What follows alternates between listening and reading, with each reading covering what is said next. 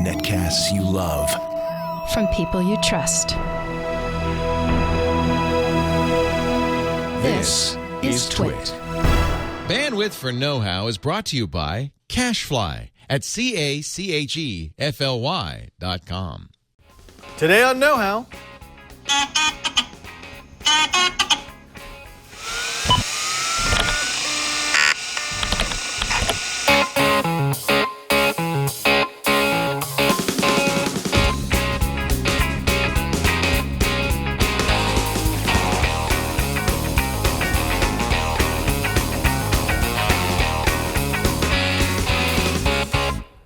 Welcome to Know-How. It's a Twitch show where we build, bend, break, and upgrade. I am Father Robert Ballasar. I'm Patrick Delahanty. And this is a mouse droid that's going to drive all the knowledge into your head. Yeah. Now, Patrick, this is a project that has been a labor of love for you for over a year, really, right? Probably since I first got the parts, maybe 6 months ago. So, it's maybe longer than that. Yeah, but of course, this is from that iconic Star Wars A New Hope Episode 4 scene where they're on the Death Star. Spoilers. They're on the Death Star and they're escorting Chewbacca and a little mouse droid. No one actually knew what it was. It was a machine that comes up and it gets scared by Chewbacca and it runs away. Yeah. Now, that scene was no longer than 15 seconds, and yet it has been one of the iconic things from Star Wars. In fact, any Star Wars geek, if you just do that sound, it could hit. They know exactly what it is and exactly why it's funny. And it's referenced in The Last Jedi with BB-8 making that sound too. Yeah. So it's, of course, it's a little bit of a fan service thing here. But what you found was that this project was both extremely easy and crazy hard. Yes, for different reasons. Different reasons altogether. We'll get into that. We should mention that this is not the first mouse droid that's ever been made. Oh, no. This is actually a shell that you bought. That's how popular they are. But it's not really a simple matter of you just buying all the parts and assembling it. Nothing is out of the box ready to go. And there's no instructions. Everybody that's made one has done something different. And so when you're trying to do this, you're referencing other people's work and the films, and you're trying to get all these resources and decide what's best for you. And now, one of the design cues here, and if you could go to, I think, the side shot here, you can see it a lot better. I didn't remember this until you pointed it out, and then I went and rewatched episode 4 in high def, and I realized, holy smack, they really they glued a bunch of like old ICs to the side of the shell, and that's how they made the texture of the mouse droid. I'm pretty sure they went dumpster diving, found some circuit boards, and just slapped them on the side. I mean, they're not putting that much thought into this. But for people who are trying to recreate this, trying to find the same circuit board and all the chips with the number of pins and everything, that's really hard. Yeah, and actually this is something that you brought through a 3D design and then you 3D printed. Yes. Just to tack onto the edges. Now, I should also notice, that it is kind of bright, and that's because this is unpainted. Unpainted. Eventually, do you want to make it all black? Like but it's kind of cool having it Stormtrooper white right now. It just means why it's got bad aim. White? Yeah. Yeah. But also it lets us see some of the unfinished details, which helps explain the build. Yeah. Now, we should also mention that this is not just a shell that we've dropped on top of a remote control car. If you could show off something that you've done with the audio, because of course the iconic mouse droid is nothing without the iconic mouse droid sounds, and you've actually got a speaker tied to an app on your phone so you can trigger it remotely. Yeah, Russell gave me an extra Bluetooth speaker he had laying around. I put it inside, and I've got a soundboard app that I downloaded, and there's plenty of them. I found one I could import my own sounds into, and so I downloaded a bunch of mouse droid sounds, and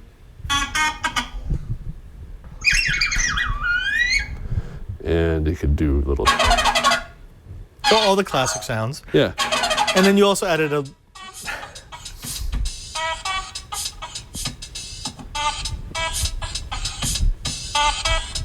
Sorry, the little dance break.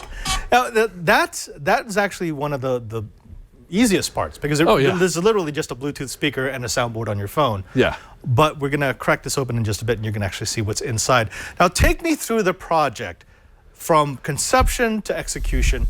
What were the things that you needed to do? What were the things you needed to create? What were the things that you could buy? Well, I wanted to build a droid, and doing an R2 is impossibly hard, costs thousands of dollars, and takes forever. Well, I mean, you can do it cheap, and it looks horrible. Yeah. Yeah. And they don't sell a full-size R2, so you have to make yours. And a lot of people had, and there's plenty of instructions for that. But I figured, okay, I'll start with something simple. This little mouse droid, it's essentially an RC car inside a shell. I can probably pull that off. And so I dove into it and found some resources. There's a Mouse Droid Builders Club. They have a forum, which is such a valuable resource for anybody because everybody posts their project updates, and they do runs for different things like the shell. Well, this is all vacuum form. The shell is all vacuum form, right? The shell is from a company called Granite Earth, and it's one of the most popular shells out there. This is the actual size. It arrived. I was surprised at how big it was. I expected the Mouse Droid to be smaller. I thought it was shoebox size. This is considerably larger. But I guess that's just how it looks on the film. Camera, because people have measured the actual prop. It's in a museum somewhere. Of course they have. And Granite Earth provides the shell, and that's one of the most popular ones. Some people have 3D printed their shells. You can find, I think Thingiverse has the shell. That would be a long print. Yeah, and you have to do it in pieces, so you don't get the nice, the seamless sides and everything. On the other hand, you don't have to do a lot of the trim that I did. And I'll get into that later. I've got some photos.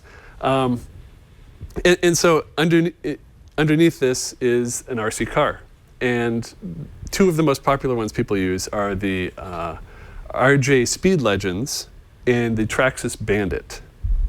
So you're looking at like $150 to $200 for. Yeah, it's you did not some research cheap. on this to find the one that you wanted. Yeah, a lot of the RC Speed Legends. A lot of people have to make a new chassis because it's not the right wheelbase.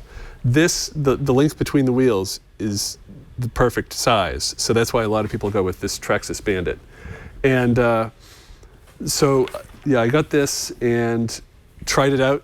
You guys probably saw me trying it out in the parking lot and down the hall. This thing is really fast. Way faster than a Mouse Droid should be. And I was worried, like, well, what am I going to do? I can't have this Mouse Droid just going 35 miles an hour down a hallway at a convention or something. I found out there's a way to change the speed controller to put it in training mode. Oh, yeah.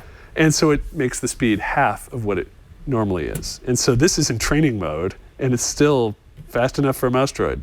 But if I wanted to, I could turn that off and have races. The ESC is basically just an embedded controller, and we've done a lot of embedded controller programming here, so you just tell it to have the output, and there you go. Yeah. Okay. Oh, what else do you need for this? You'll notice all these Greebles. There's the circuit board on the side. Some people have done runs of circuit boards, and you can get the sockets and the chips. Some people go on eBay for the chips. There's a bunch of capacitors, which I actually don't have yet, but you put capacitors in, and you can 3D print this, and it came out really nice on my 3D printer. I didn't try to print it with the capacitors because they're very fragile. Yeah, and it would bridge poorly. Yeah, and I figured, capacitors are easy to find and cheap, so I'll get those and put those in to my. And it will give you a nice difference in the texture. So it actually adds something when you have non-3D printed materials in your 3D print, because then it looks different. You like that. And because those are actually metal, they'll be less fragile and less likely to break off if somebody brushes up against the side of the droid. Now, the funny thing about because you've been doing this project for a while, and I've seen the parts just sort of show up in your office, is how many times you look at that and you go, is that really what was on the droid? And it's like, yeah, they really just kind of stuck a bunch of trash on it. It's like these heat sinks. Nobody ever notices these heat sinks, but yeah, there they are. And then these top Greebles. I mean, everybody just calls them Greebles because it's just an assemblance of miscellaneous parts. There's tubes, and I think you're right. They did just go dumpster diving, and they oh, that looks kind of spacey. Here's a bunch of things. Let's just put them all in this little tray, and they made 2 trays. And so on Thingiverse, somebody has made, this is what I printed, and it's much easier than trying to find all the tubes. It comes in 3 pieces, the top, the middle piece, and then this bottom platform. And so I just printed this, and I think the top piece took 8 hours or so. And you were doing this on a monoprice Maker Select Plus. Plus, yes. And this is all done with PLA. And so yeah, but some people have gotten the metal trays here, and they've fabricated their own. So those are probably more accurate to the actual prop, but this is a lot easier. There's also another version that's 3D printed, which has more detail, but they're all individual pieces, so there's more to put together. You have to assemble it, yeah. Yeah. Now, when you were going through this and doing the design, what was the hardest thing for you to come up with? Like, think, oh gosh, I don't know, I don't even know how to design that yet. Yeah, there's nothing I didn't know how to design because a lot of the designs had already been made. One of the toughest parts, though, was putting it all together. Nobody's actually put out any measurements to say, okay, this circuit board on the side is 3 inches from the back, and or this. That's Sorry. annoying. Or that these Greebles are 2 inches from the. So I just had to kind of reference photos of the original prop that's in the museum, and it's really dusty and bent and everything, and so I just had to kind of eyeball it. Oh, yeah, okay. Now, of course, we need to show people how this is actually going to work. So why don't you drop this bad boy on the ground, and we'll get Burke with his wonderful little hallway camera, because he's going to be your eyes. Why don't you go and take it a ride around the Twitch studio?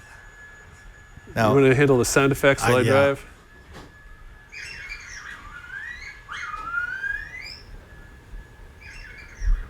Now, one of the upgrades that we definitely have to make to this is at some point you're going to have to add an FPV system to this, because it's going to make it a whole lot easier to drive if you can actually see out of the front.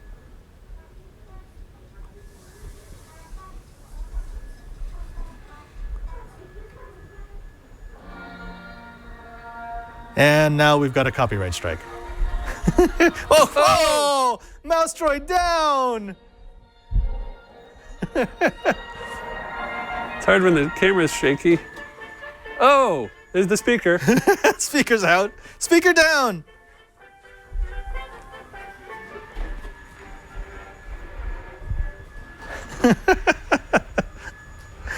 So, I mean, this is something that you're going to be driving around convention centers, right? Yes.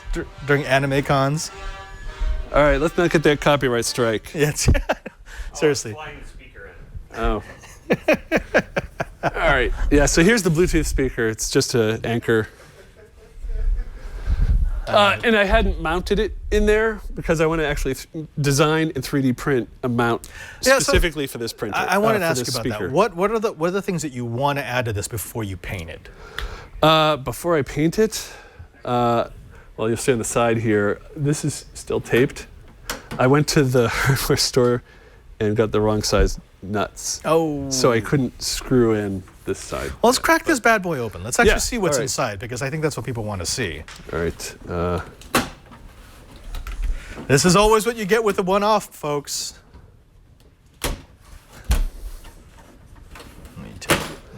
Yeah, there's a few issues which There we go. I can explain here. All right, so what we have is that is the shell of your RC car. Yeah.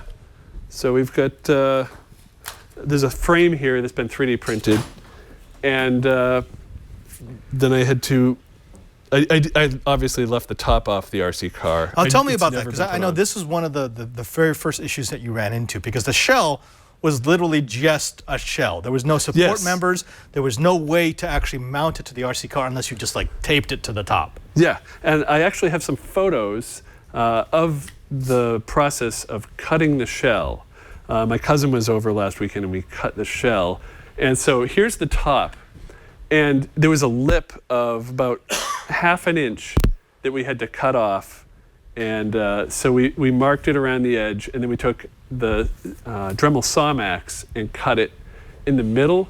And then we cut it on the outside and cut off the That's little got to be frame. the anxious And so moments when you're actually cutting into it. And so down at the bottom here, this is the bottom piece, and the Sawmax, because we had to cut on the inside where they had actually marked where to cut, we couldn't see it on the underside, which meant we had to put the saw inside, and so we couldn't get to the edge with the saw we were using. Right, so we did the center with the saw, and then we did the edges using a Dremel, and there's a photo of this. So so I cut out the rectangle shape, and then there's the little wheel wells. You can see the arcs on the side there, and so I had to use the Dremel to cut out these wheel wells. And so we have a photo. This is after I cut it, and you can see it's very rough because it's really hard to it's really hard to cut curves with the Dremel.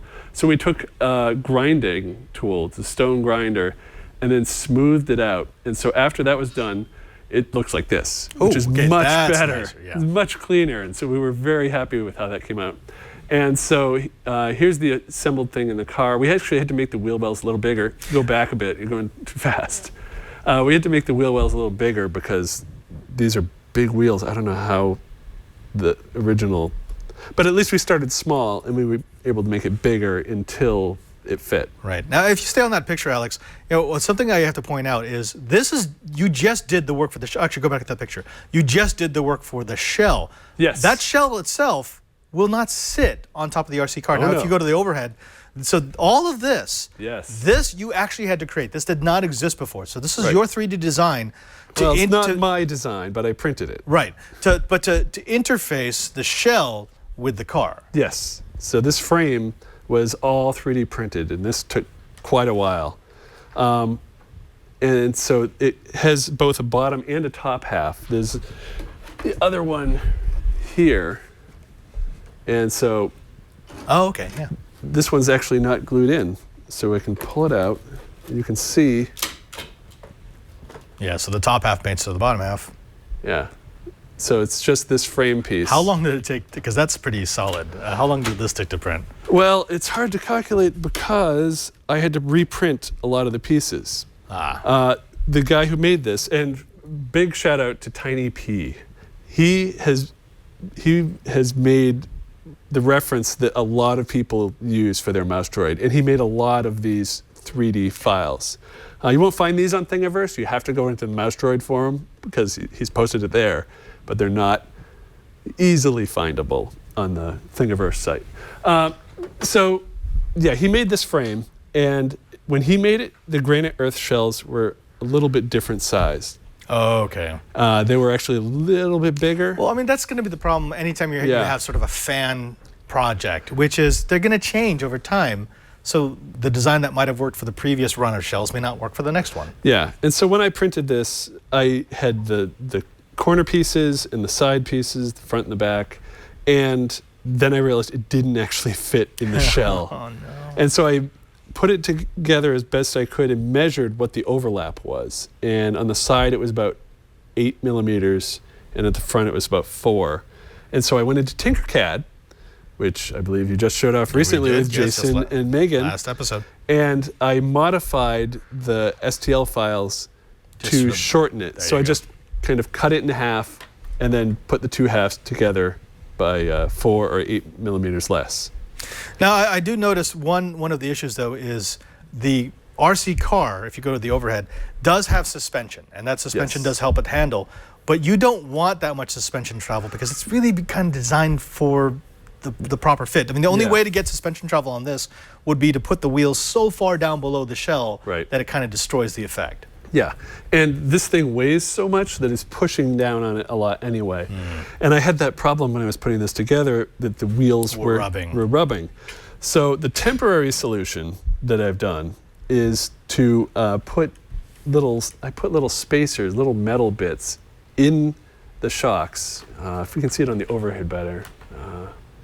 Here's the shock. I actually put a little metal bit, pushed the spring down even more so it's more rigid, and then taped it in place. You know, when I was still doing a lot of RC car work, what I would do if I needed to stiffen really quickly, I would use a piece of silicone tubing. And you would just put it right over the rod. Yeah. This is what I had. What I plan to do is I'm going to 3D print a replacement for the entire shock. So it's just going to be rigid, and it's going to stay in place. And I'll just take this entire pneumatic shock from both the front and the back. Well, because Mouse Droid doesn't really need to handle. No, it's mostly going to be on flat surfaces in their studio or in a convention center or something. Now, what about these chrome wheels? I mean, are you going to keep them chrome or are you going to paint them black? No, actually, I may replace the entire wheel. Okay. There are models out there to, you can print your own wheel and get tires for it. So you can do... like foams. They're foam tires. And so... And that would be a lot closer to the Mouse Droid than, yes. RC car. Yes. And so that's one of the plans. The problem is that the wheels can't get much smaller just because of how the... oh, right, yeah, because it has to fit over the suspension. The suspension and the turning, and there's only so small you can make the hub just because of all the stuff that's inside the wheel well there. Yeah, well, especially if you're going to be locking the suspension into place, the only thing that can take any little bit of bumps and shock are going to be the wheels. Yeah. So you can't make them super low profile, otherwise you're basically driving on rims, which, again, the Mouse Droid's not supposed to handle well, but it's also not supposed to shake itself apart just because it's running over gravel. Yeah. And so one of the biggest issues I had was trying to figure out how to mount the car to the frame. I have these, I don't know what they're called, these bits here that are across the middle. And so I knew I could put stuff down from this support down into the car. But where do I put it in the car? Right. Now on the Bandit, there is, I don't know if you can see it in this shot. Down here, oh, we're changing cameras. Down here, we've got, there were screws in here and here. So I pulled them out and just put these support pieces down right into the screw hole. So you didn't have to drill into the chassis. Oh, that's nice. I didn't. Some people have drilled into theirs, and I really didn't want to have to drill into the chassis if I didn't have to. Yeah, well, I mean, the thing is, on a chassis like this, if you're going to drill into it, you're actually weakening it. Yeah. So if you could avoid that at all, why not? Plus, the chassis, the bottom is nice and smooth. If I drilled into it, then I'd have a hole where, something, if it gets wet, something can come up in. I mean, there's already big holes in the bottom, but now, still. One of the things I like about this design is because this is essentially just this ring with the shell hung off the top and the bottom of it. Mm-hmm. I mean, you could replace the shell with basically anything. Yeah. And I mean, we can go through the history of sci-fi and find little robot companions, everything from the Mouse Droid to K9 from Doctor Who. So now that you've done the work and you've got the adaption side, you can basically turn this into anything based on what character you want to play at which convention you go to. Yeah, and I've already got the starting pieces for a K9 that I started before I even moved to California. And you just changed the soundboard to the Doctor Who soundboard, and you're good to go. Yeah, and so this, if I unscrew these extra long rods here, if I unscrew these, then the car will just come right out, and I can put it in something else. Now, what needs to change? Because I mean, this is your first effort. It's obviously, as all Maker efforts are going to go, it's slowly going to change over time. What would you do differently? What would you like to change? What would you like to upgrade as this continues? Well, obviously, I need to paint it. Yeah, paint's good. Paint's hard though, because I mean, you have to make sure everything's, because you don't want to work on it after you've painted it, because then you'll just chip the paint. Right. And when I plan to paint it, I've already put these circuit boards on the side and everything. I'm going to take it all off. Right, of course. And I'm going to paint the plain shell. I'm going to paint these separate, and then I'm going to put it back on. But at least now I've got the holes here, and I've done a test fit, so I know it all comes together. And then I think the paint will help hide some of the little scratches from when it was cut, and some of the 3D printing evidence. And so a good paint job, it's just going to take time, do several coats. It's going to be a flat black. And let's see, the wheels, these have got to change. These are very obviously not the wheels of a Mouse Droid. That was the first thing that our chat room pointed out. They're like, do Mouse Droids have chrome wheels? No, they don't. They have black foam wheels. And so even if I kept the same tires, these hubs have got to go. Now, I saw a version of this that tried to get it closer to the Mouse Droid in the movie, because in the Mouse Droid in the movie, only a very small portion can you see the wheels. Yes. But in order to do that on this, you'd actually have to modify. You basically start off with an entirely new RC car to get the wheelbase far enough in that they could be hidden by the shell. And then the problem with that is it's incredibly unstable. So Yeah. if you're going to take it to a convention, it'll keep tipping over. And that's one of the issues is this was built in 1976 originally Right. for the movie, and so a lot of the parts that they were getting back then aren't available now. Yeah. And so you aren't going to be able to go dumpster diving and find this same circuit board. You can't find this same RC car that they had in there. So you just have to kind of get what you can and adapt as well as you can. How much are you into this project? So when you start looking at how much you paid for the car, the shell, what would you estimate? If someone wanted to start this from scratch, what would they need? And assuming they have a 3D printer to make the Greebles. Yeah, assuming you've got the 3D printer. Let's see, the shell runs, I think it was like 50, 60 bucks. Okay. And they do a print run. They don't always have it in stock. They'll do a print run, so you just When have they have to enough demand. check on it every so often. The car is the most expensive part. This is like a $150, $170 car, and it's a really good RC car. I've never had an RC car this good, but yeah. So right now it's $180 on Amazon. And you could go cheap, but then you're going cheap. just know that. Yeah, and I don't recall offhand what the RC Legends alternative car runs, but that's up there because you're not just buying something off of the clearance shelf at Toys R Us. You're getting a really good car, which is good because it'll last a while, and also you can find replacement parts. Traxxas is everywhere. It's a big they're not gonna go brand. away. I mean, the RC car shop in Petaluma, they've got a big Traxxas banner out front. That's the other nice thing about using an off-the-shelf RC car versus trying to bodge something together. Like I was thinking, okay, I could get a lunchbox transmission and then we can just show.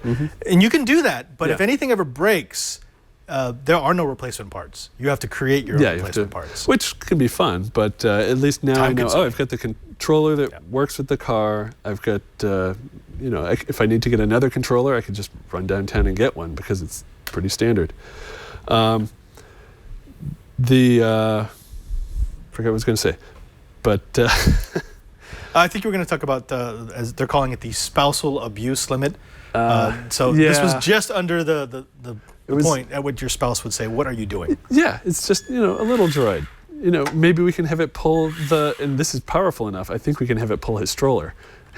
You might actually just be able to turn this into a Mouse Droid / stroller. Yeah. By the way, so I mean, did you decide to name your child either Danger or Star-Lord? It's up in the air. We have a list. Okay. All right, last bits of wisdom. For those people who are looking at doing a project like this, and I'm actually very glad you went with the Mouse Droid over an R2-D2 because we've both seen the R2-D2s, and I mean, they're incredible, but the really nice one we saw at the last Silicon Valley Comic-Con, he said he had put, $15,000 into it? I'm like, no. That's way over the spousal abuse Yeah, there's limit. a lot of metal in there and a lot of all intricate custom, parts yeah. and lights and circuitry. Yeah. But when Sved didn't know I was building this, and I showed up at the best home way to do it. with the car and all the pieces, and I said, "So, guess what I'm building?" Did she know? She knew immediately. Well, I had to take it out. And Okay, she's like, oh, pop, Yeah. pop, pop, pop. And yeah, it was after my birthday, so I had some birthday money. But I've always wanted a droid, and now I finally. Now you do. I'm right on the edge of finishing this, and there's just a few minor bits to do, and but I can't wait to bring it to a convention. Yeah. And there's some local ones, and I think I'll bring it. There It's and funny just- because anytime someone brings a K9 or an R2D2, people, I mean, you kind of gravitate towards. Oh, yeah. I think this will get a lot of attention. At Gallifrey 1 this past year, there's somebody with a K9, and he had the speaker inside that was playing Who Let the Dogs Out. But everybody was always around K9, getting video of K9, taking pictures with K9. Kids loved it. And so, I mean, this is just a mouse droid. It's not, it doesn't interact with people. Okay, a suggestion for an upgrade.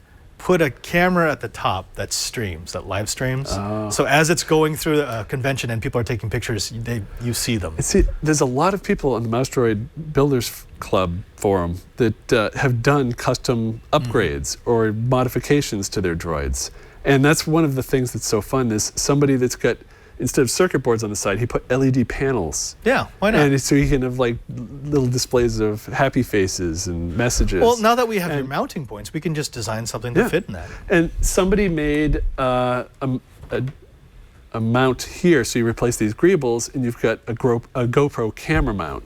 So you just have your camera mounted up there, and you can. I like this. Now, Patrick, I think what we need to do is, as you upgrade this over the months and years, you just got to keep coming back on the know-how every once in a while and show us the latest upgrade. Yeah. Well, I mean, there's easy upgrades and there's ones that will take time. One of the easy ones was recommended by my friend Doug, who's in the New England garrison of the 501st. He said that their Mouse Droid, or whoever has the Mouse Droid in their garrison, has battle droid sounds in it, which is great because when they go to events, it can talk to kids. Instead of just beeping, it can say, "Get out of my way," or "Hey, I see you," or whatever the battle droids I think you should say. confuse people and just load up the Doctor Who soundboard. Just the process is simple. Yeah, just have some K9 talking sounds. out of Mouse Droid. People just wait, what's going on here? Well, when I bring it to Gallifrey 1 next year, maybe we'll do that, and we'll have a little Doctor Who Mouse Droid with a little scarf coming off the back. Patrick, I want to thank you for sharing your labor of love. I mean, I've had so much fun watching you build this up piece by piece over the last couple of months. It's nice to see it come together. I am just dying to see this when you get it painted to the way that you like it. Of course, your wife's been working on her own 3D printed project of her own for a while, so that's probably going to take precedent for a while. But when do you think you're going to be able to spend some time with Mouse Droid? Oh, not for a few months, at least. You're not going to be but you know, I'm so close. There's some stuff I want to finish up. Like I got these magnets which actually go into the frame. Yes. So that the top and the bottom will stay together. Burke and I taped it so that it would stop falling off. But these magnets all around the edge here, there's little holes in here. Let's see, here's a hole. Well, it just makes it easier so because then it's easy to close and easy to open. Yeah, which is so what you need. I've got the magnets. Then there's the little details, like this little daughter board here, which goes on the side of the Mouse Droid. There's just 3 little things that just fit right in here. There's Careful, little you're tiny going into details. obsessive compulsive territory. And I didn't even realize until I was well into this that there's actually a bumper. Yeah. And so I've got to 3D print the bumper that goes down here. So where does it end? No, I don't know. It actually doesn't. I Yeah, just hope you know but that. there's some really fun upgrades that I can do to this, and I think that I'll start by taking these long rods here and replace them with shorter ones because these are ridiculously big. Well, Patrick Delahanty, thank you so very much for sharing this with us. Now, of course, if they want to see your bill of materials, if they want to see some of the process that you've gone through, they got to go to our show notes. Where do they find those? They can find those at twit.tv/KH. Yeah, and as long as you're there, why not subscribe to the show? If you subscribe, you can get an audio version, a video version, or a high-definition video version automatically into your device of choice each and every single week. It's the best way to support the show, and it's also the best way for us to find out what you want. Let us know what you want to see. Do you want to see more projects like Mouse Droid? Do you want to see us show you how to do simple streaming? Or do you want to have us teach you how to do 3D design? Again, twit.tv/KH. Also, don't forget that you can find us on the socials, specifically on Google+.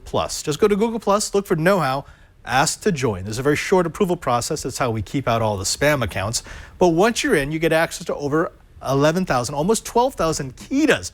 Those are our know-it-alls. People who are in every stage of their maker journey. If you want to ask a question, if you want to answer a question, if you want to post pictures of your Mouse Droid or your R2-D2, do it there and we'll bring it into the show. We love showing off what our audience has made.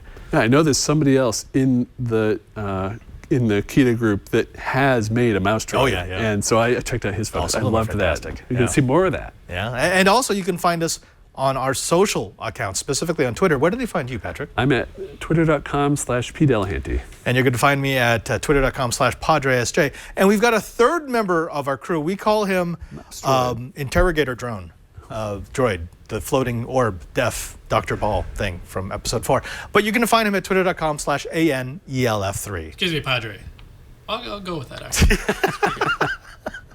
Yeah, he's totally cool with that. It was an interrogator drone, right? These aren't the droids you're looking They for. totally are not. No.